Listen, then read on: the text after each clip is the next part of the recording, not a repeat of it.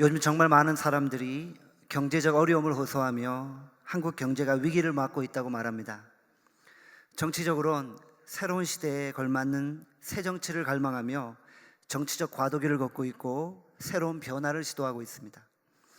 또한 전 세계가 북한과 대치 중인 급박한 한반도 상황을 예의주시하며 국가적인 안보의 위기를 지적하고 있습니다. 우리가 위기라고 말하는 말들을 많이 하는데 성경에는 과연 무엇을 위기라고 말하고 있습니까? 아모스 8장 11절에 말씀합니다. 양식이 없어 주림이 아니며 물이 없어 가람이 아니요 여호와의 말씀을 듣지 못한 기갈이라. 양식이 없는 것이 위기가 아닙니다. 물이 없는 것도 위기가 아닙니다. 성도에게 진정한 위기는 하나님의 말씀을 듣지 못하는 것입니다. 아모스 시대의 선지자를 통해 수많은 말씀이 선포되었지만 백성들은 그 말씀을 듣지 않았습니다. 말씀대로 살려고 하지도 않았습니다. 수없이 많은 하나님의 말씀이 선포되었지만 백성들은 말씀을 따라 구별되어 살지 않았다는 것입니다. 오히려 세상의 원리를 따라 각자 자기의 소견에 오른 대로 살고 있습니다. 하나님이 진정 원하시는 것은 성도가 하나님의 말씀을 따라 구별된 삶을 사는 것입니다. 성도에 해당하는 히브리어는 카도시이고 헬라어는 하기우스입니다. 둘 다 구별된 자라는 뜻을 가지고 있습니다.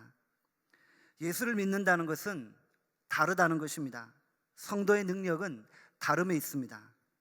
세상의 기준이 아니라 하나님의 말씀의 기준을 따라 다른 삶을 사는 것입니다. 성도가 세상의 원리를 따라 세상과 똑같이 생각하고 살아간다면 죄송한 말이지만 성도가 아닐 수 있습니다. 하나님은 성도들이 세상과 구별 없이 살아갈 때 그냥 내버려 두지 않습니다. 심판하시든지 고난을 주셔서 다르게 살게 만드시는 것입니다. 노아의 시대에 심판이 있었습니다. 왜 심판을 받았습니까? 구별이 없었기 때문입니다. 창세기 6장 2절에서 3절에 말씀합니다. 하나님의 아들들이 사람의 딸들의 아름다움을 보고 자기들이 좋아하는 모든 여자를 아내로 삼는지라. 여호와께서 이르시되 나의 영이 영원히 사람과 함께 하지 아니하리니 이는 그들이 육신이 됨이라. 그러나 그들의 날은 120년이 되리라 하시니라. 세상과 서로 섞여 살고 혼잡해져서 육신의 욕망을 따라 살았기 때문입니다. 하나님의 사람들이 죄에 취해 사니 하나님의 영이 거할 수 없었습니다. 그래서 멸망당할 수밖에 없었습니다. 민수기 25장을 보십시오. 이스라엘 백성들이 모압 여인들과 음행을 저지르기 시작합니다. 이방 사람들과 똑같이 음행을 저지르자 하나님의 심판을 받게 됩니다. 이방 사람들과 차이가 없어지니까 하나님이 심판하실 수밖에 없었던 것입니다. 하나님은 진정 성도가 구별되기를 원하시는 것입니다. 그래서 오늘 이 시간 본문 말씀을 통해 성도된 우리가 어떻게 구별되어야 하는지 세 대지로 나누어 말씀을 전하겠습니다. 첫째, 우리는 하나님 소속입니다. 오늘 본문 1절에 말씀합니다. 또 내가 보니 보라 어린 양이 시온산에 섰고 그와 함께 14만 4천이 서 있는데 그들의 이마에는 어린 양의 이름과 그 아버지의 이름을 쓴 것이 있더라. 어린 양 예수 그리스도가 시온산에 서 있고 그의 옆에 14만 4천 명이 서 있습니다. 그리고 그들의 이마에 어린 양의 이름과 그 아버지의 이름이 새겨져 있습니다. 계시록 13장에 이마에 짐승의 수인 666이 새겨진 사람이 나타납니다. 이들은 적그리스도를 추종하는 세력들입니다. 그와 대조적으로 계시록 14장에 이마에 어린 양의 이름이 새겨진 자들이 나옵니다. 이들은 모두 구원받은 하나님의 백성임을 강조하고 있습니다. 에베소서 1장 13절에 이것을 가리켜 성령의 인치심이라고 말씀합니다. 육적인 눈으로 볼 수 없지만 영적인 눈으로 바라보면 각 사람의 이마에 어린 양 예수 그리스도의 이름이 새겨져 있다는 것입니다. 성령의 인치심은 우리의 의지나 노력으로 되는 것이 아니고 오직 예수 그리스도의 십자가를 통해서만 가능한 것입니다. 본문에 보면 구원받은 14만 4천 명이 나타납니다. 이 숫자는 어떤 의미를 가지고 있습니까? 이것은 문자적인 숫자가 아니라 상징적인 숫자입니다. 일부 이단들은 이 숫자를 가지고 문자적으로 해석을 합니다. 그래서 티오가 얼마 남지 않았으니 빨리빨리 우리 이단에 들어오기를 간청합니다. 하지만 14만 4천 명은 구원받은 백성 전체를 상징적으로 보여주는 것입니다. 누구든지 그 이마에 어린 양의 이름이 새겨진 자는 다 구원받은 백성이요 하나님의 소유된 자인 것입니다. 옆 사람의 이마를 한번 보십시오. 어린 양의 이름이 새겨져 있습니까? 우리 눈에 아무것도 보이지 않지만 성령은 이미 그들의 이마에 어린 양의 이름을 새겨 놓으셨습니다. 너는 내 것이라는 도장을 찍으시고 그들의 소속을 밝혀주셨습니다. 그러므로 우리는 어디를 가든지 하나님의 백성이요 하나님의 자녀들입니다. 그래서 자신 있게 우리의 소속을 밝힐 수 있어야 합니다. 회사에서도 우리의 소속을 밝히고 직장에서도 우리의 신분을 밝혀야 합니다. 우리는 세상과는 소속이 다릅니다. 어린 양의 이름이 이마에 새겨진 예수의 사람들입니다. 왜 회사에서 식사 기도를 할 때 눈 비비는 척하면서 짧게 기도합니까? 왜 고개를 숙이고 신발끈 묶는 척하면서 슬그머니 기도를 합니까? 직장에서 식사할 때 성도가 기도하는 것은 당연한 모습이 아닙니까? 당당히 두 손을 모으고 간절히 기도해야 합니다. 회사에서 예수 믿는 사람임을 밝혀야 합니다. 우리 주변에 얼마나 많은 죄의 유혹들이 있습니까? 우리가 소속을 밝히고 나면 그나마 죄의 유혹에서 벗어날 수 있습니다. 인사동 거리에서 승동교회 목사라고 소속을 밝히고 나면 결코 함부로 행동할 수가 없습니다. 소속을 밝혀야만 어떤 상황에서든지 구별된 삶을 살 수 있습니다. 우리의 소속은 마귀가 아니라 하나님입니다. 마귀가 지배하는 세상의 원리에 대해 싸우고 세상과 다른 방식으로 살아가야 합니다.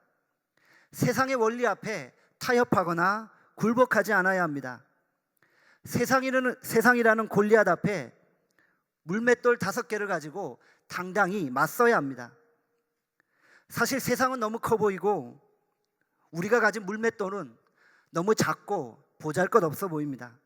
상대가 되지 않습니다. 마치 계란을 가지고 바위를 치는 것 같습니다.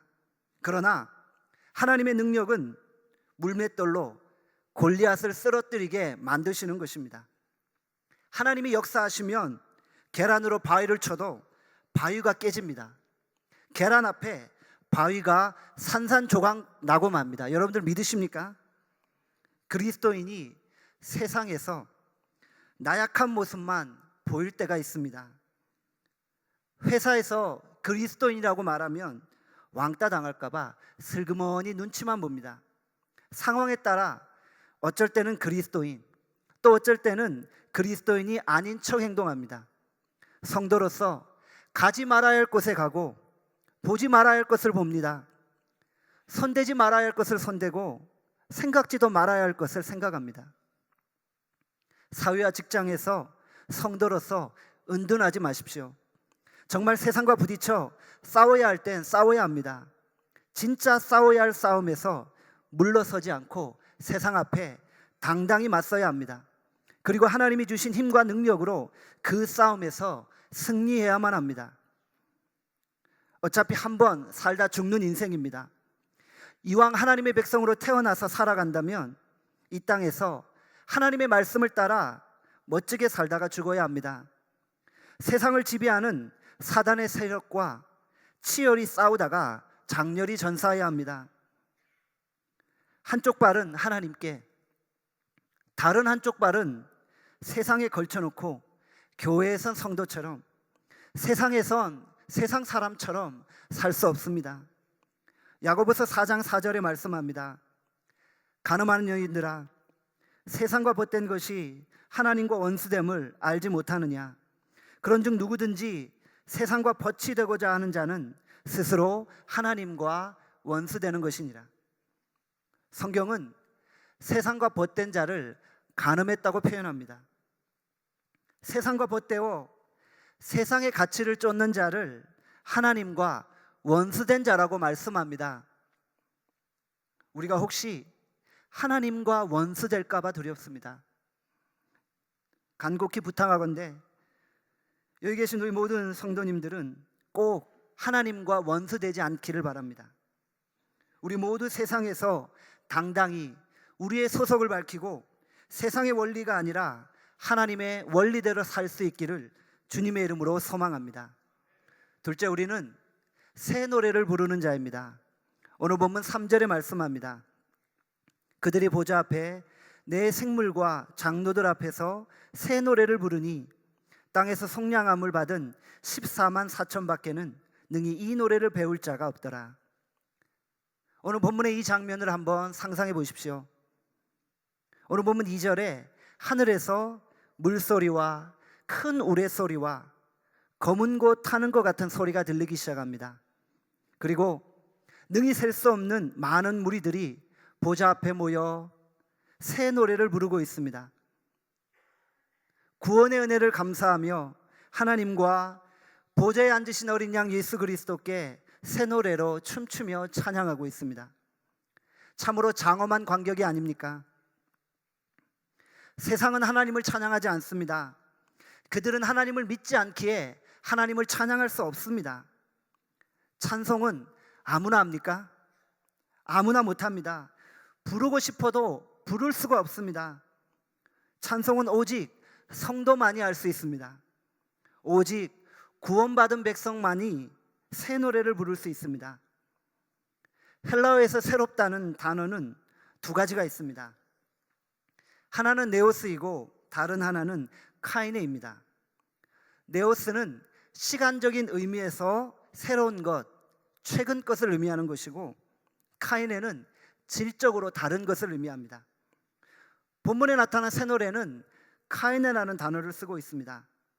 결국 새 노래는 시간적으로 앞서는 최신의 노래가 아니라 질적으로 다른 노래를 의미하는 것입니다. 아주 옛날에 불렀던 찬양도 그 찬양을 통해 하나님의 은혜를 경험할 수 있다면 그것이 바로 새 노래입니다.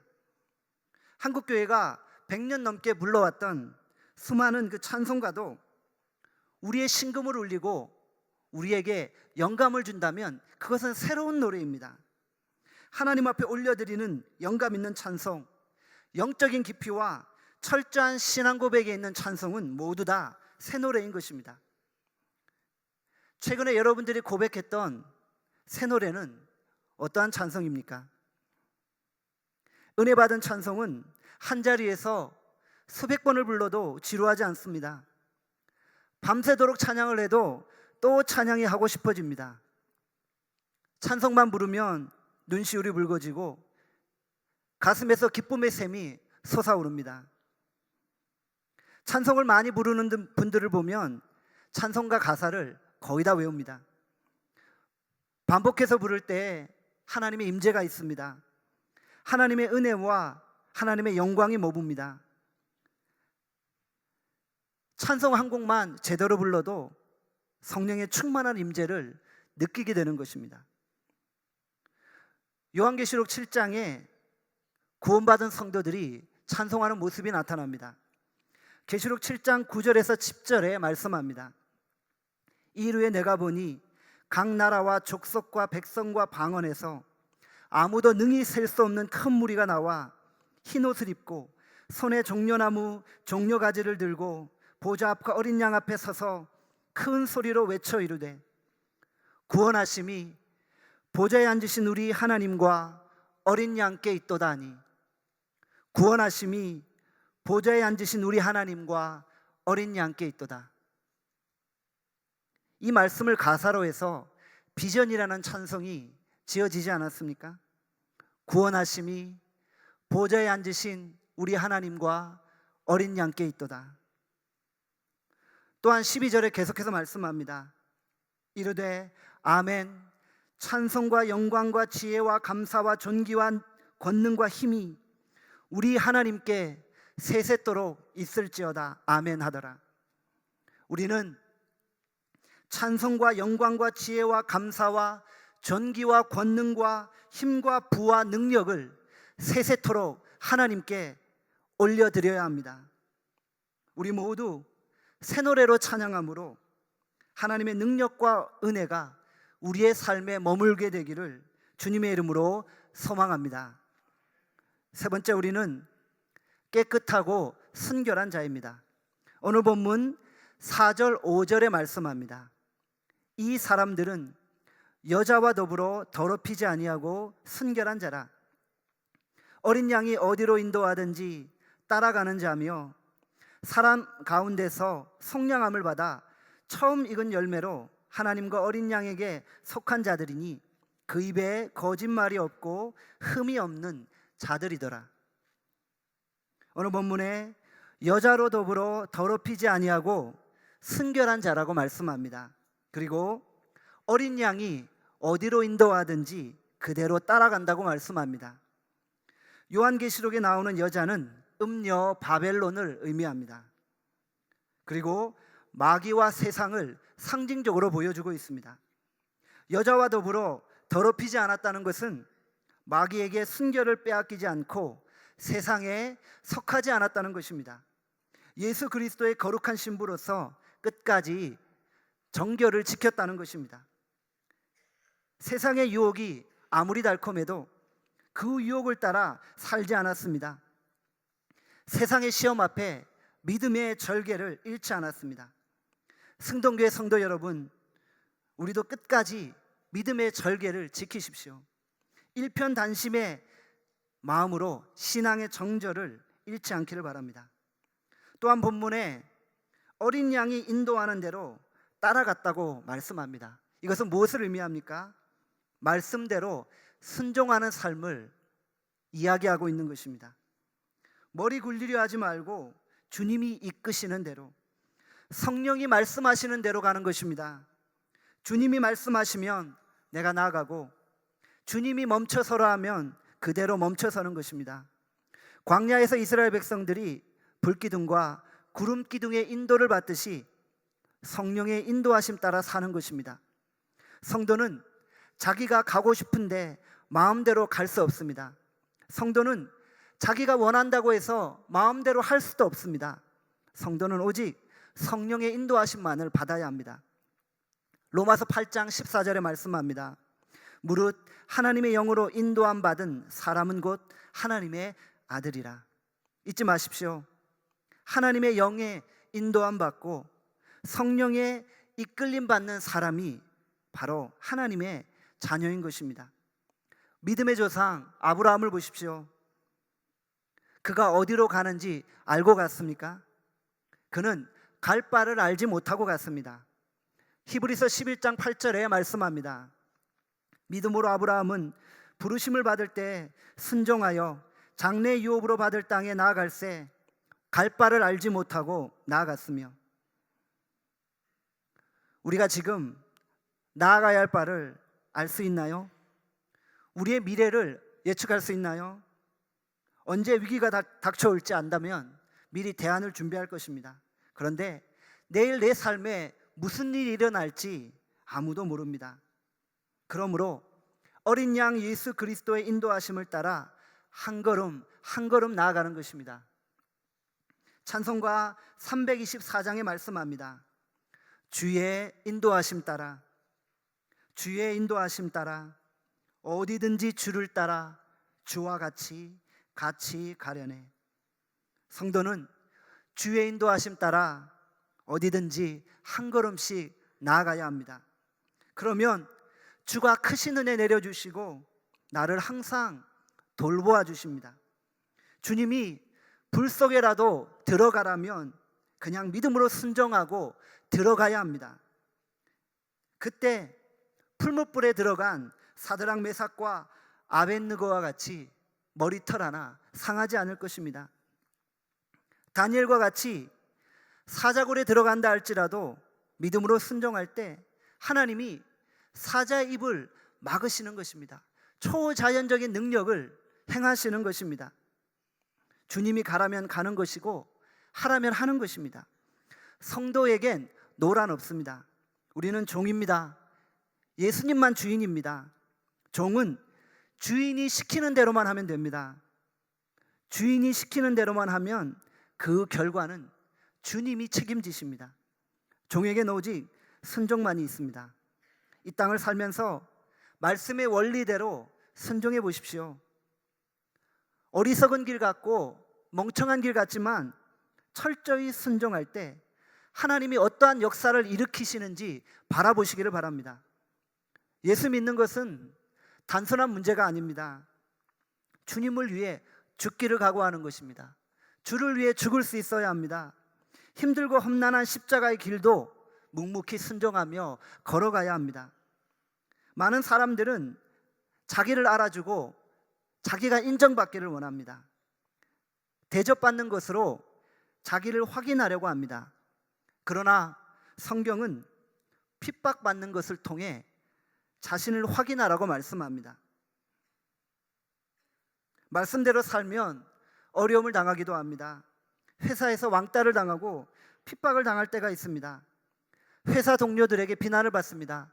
너만 의롭고 너만 잘났냐? 비판의 목소리를 들을 때도 있습니다. 그래도 외로운 길 묵묵히 순종하며 걸어가야 합니다. 우리 모두 세상과 구별된 거룩한 성도로서 깨끗하고 순결한 삶을 살 수 있기를 주님의 이름으로 소망합니다. 말씀을 맺겠습니다. 성도에게 진정한 위기는 무엇입니까? 경제적인 어려움이나 정치적인 혼란이나 안보의 위기가 위험이 아닙니다. 성도에게 진정한 위기는 세상과 구별 없이 사는 것입니다. 우리는 어떠한 존재입니까? 우리는 하나님의 소속입니다. 우리는 소속이 다릅니다. 세상 속에 하나님의 백성으로 당당하게 내 자신을 드러낼 수 있어야 합니다. 둘째, 우리는 새 노래를 부르는 자들입니다. 날마다 우리의 입술에서 찬송이 끊이지 않기를 바랍니다. 셋째, 우리는 깨끗하고 정결한 자들입니다. 죄를 멀리하고 세상과 구별되며 우리의 몸과 마음을 거룩하고 정결하게 지킬 수 있어야 합니다. 우리 모두 거룩하고 순결한 그리스도의 신부로서 세상과 구별된 삶을 살 수 있기를 주님의 이름으로 간절히 소망합니다. 기도하겠습니다. 하나님 아버지, 오늘 주신 말씀을 통해 우리의 신분과 우리의 소속이 무엇임을 분명히 알게 하심을 감사합니다. 우리는 세상과 소속이 다릅니다. 우리는 하나님의 소속입니다. 하나님께 속한 자입니다. 우리가 이 세상 앞에 드러날 때 하나님의 사람으로 그리스도인으로 드러나야 합니다.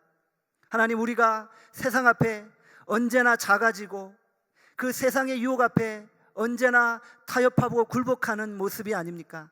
이제 세상 앞에 당당히 맞서게 하시고 내가 그리스도인임을 자신 있게 외치게 하시고 사단의 권세 앞에 당당히 맞서 일어나는 저희들 되게 하여 주시옵소서.